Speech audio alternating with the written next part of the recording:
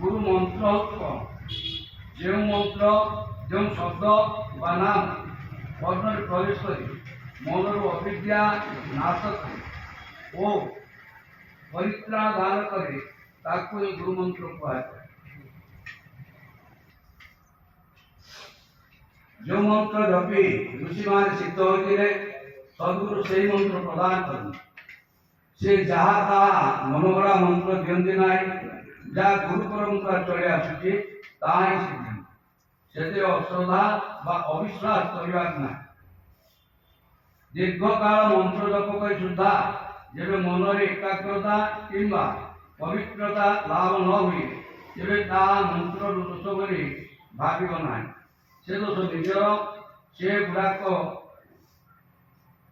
हाँ से गुड़ाक खोजी बुझी सुधार चेष्टा करें या नक खाली मुख मंत्र जपी कि गुरु परिवर्तन में किसी लाभ हुए ना।